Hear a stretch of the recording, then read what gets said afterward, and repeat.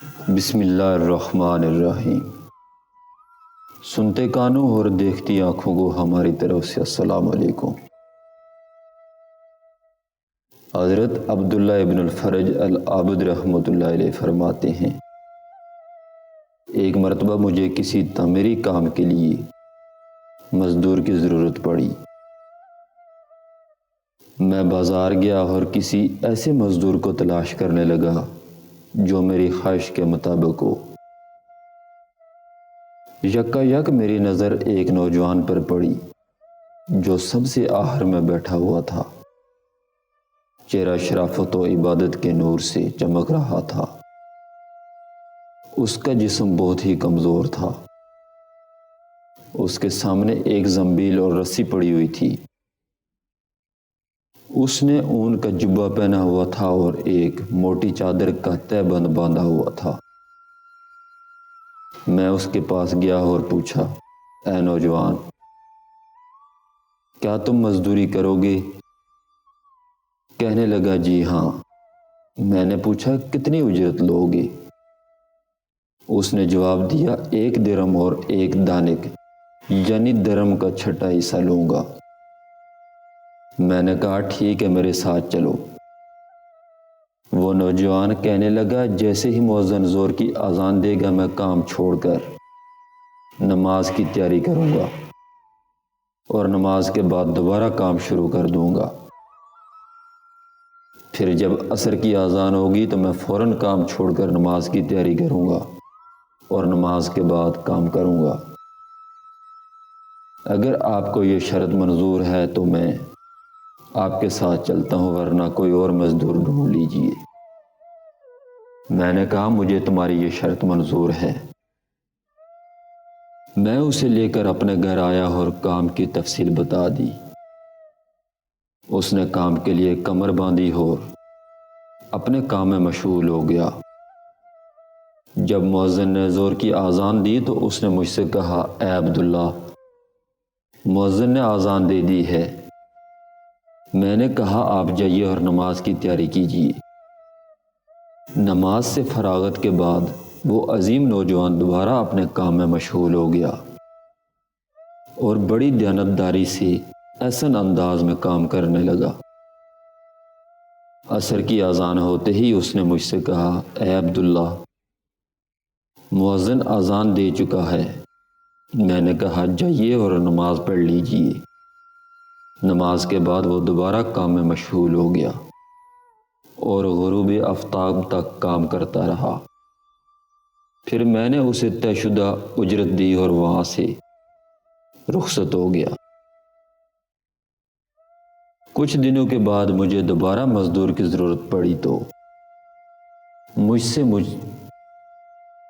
سے میری زوجہ نے کہا، اسی نوجوان کو لے کر آنا، کیونکہ اس کے عمل سے ہمیں بہت نصیحت حاصل ہوئی ہے اور وہ بہت دیانتدار ہے۔ میں بازار گیا تو مجھے وہ نوجوان کہیں نظر نہ آیا۔ میں نے لوگوں سے اس کے متعلق پوچھا تو کہنے لگے، کیا آپ اسی کمزور و نحیف نوجوان کے بارے میں پوچھ رہے ہیں جو سب سے آخر میں بیٹھتا ہے؟ میں نے کہا، جی ہاں، میں اسی کے متعلق پوچھ رہا ہوں۔ انہوں نے کہا، وہ تو صرف ہفتے کے دن آتا ہے، اس کے علاوہ کسی دن کام نہیں کرتا۔ یہ سن کر میں واپس آ گیا اور ہفتے کا انتظار کرنے لگا۔ پھر بروز ہفتہ میں دوبارہ بازار گیا تو میں نے اس پرکشش و عظیم نوجوان کو اسی جگہ موجود پایا۔ میں اس کے پاس گیا اور اس سے پوچھا، کیا تم مزدوری کرو گے؟ اس نے کہا، جی ہاں، لیکن میری وہی شرائط ہوں گی جو میں نے پہلے بتائی تھی۔ میں نے کہا، مجھے منظور ہے، تم میرے ساتھ چلو۔ وہ میرے ساتھ میرے گھر آیا اور میں نے اسے کام کی تفصیل بتا دی۔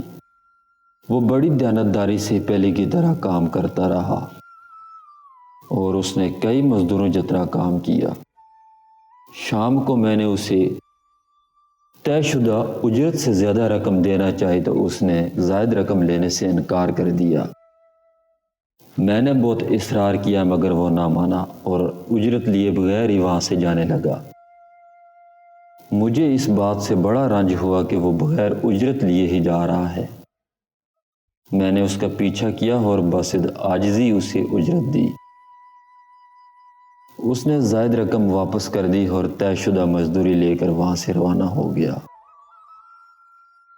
کچھ دنوں کے بعد جب دوبارہ ہمیں مزدور کی ضرورت پڑی تو میں ہفتے کے دن بازار گیا اور اسی نوجوان کو تلاش کرنے لگا، لیکن وہ مجھے کہیں نظر نہ آیا۔ میں نے اس کے متعلق پوچھا تو لوگوں نے بتایا کہ وہ ہفتے میں صرف ایک دن کام کرتا ہے اور مزدوری میں 1 درم اور 1 دانگ یعنی درم کا چھٹا حصہ اجرت لیتا ہے۔ وہ روزانہ 1 دانگ اپنے استعمال میں لاتا ہے۔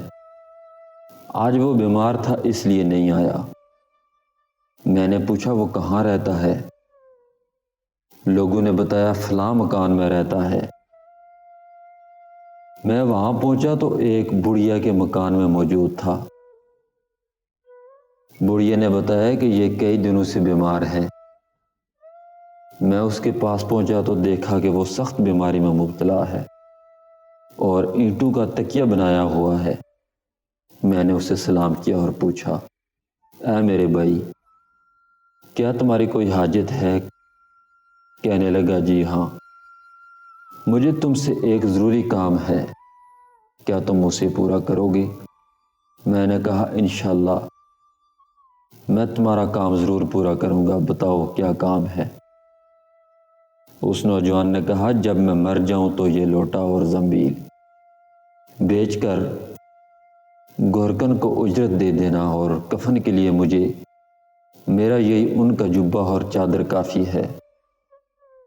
مجھے اسی لباس میں سپرد حق کر دینا اور میری جیب میں ایک انگوٹھی ہے، اسے اپنے پاس رکھنا اور میری تدفین کے بعد اسے امیر المؤمنین حضرت ہارون الرشید علیہ ہارون الرشید رحمۃ اللہ علیہ کے پاس لے جانا۔ جب ان کی شاہی سواری فلاں دن فلاں مکان سے گزری تو انہیں کہنا، میرے پاس آپ کی ایک امانت ہے۔ پھر انہیں یہ انگوٹھی دکھا دینا، وہ خود ہی تمہیں اپنے پاس بلا لیں گے، اور اس بات کا خیال رکھنا کہ یہ کام میری تدفین کے بعد ہی کرنا۔ میں نے کہا، ٹھیک ہے، میں تمہاری وصیت پر عمل کروں گا۔ پھر اس عظیم نوجوان کی روح قفس عنصری سے پرواز کر گئی۔ مجھے اس کی موت کا بہت دکھ ہوا، بہرحال میں نے اس کی وصیت کے مطابق اس کی تجہیز و تکفین کی، اور پھر انتظار کرنے لگا کہ خلیفہ ہارون الرشید کی سواری کس دن نکلتی ہے۔ جب وہ دن آیا تو میں راستے میں بیٹھ گیا۔ امیر المؤمنین کا جاو جلال کے عالم میں ہزاروں شاہ سواروں کے ساتھ بڑی شان و شوکت سے چلے آ رہے تھے۔ جب ان کی سواری میرے قریب گزری تو میں نے بلند آواز سے کہا، اے امیر المؤمنین، میرے پاس آپ کی ایک امانت ہے۔ میں نے وہ انگوٹھی دکھائی، انہوں نے انگوٹھی دیکھ کر حکم دیا کہ اسے ہمارے مہمان خانے میں لے جاؤ، میں اس سے علیحدگی میں گفتگو کروں گا۔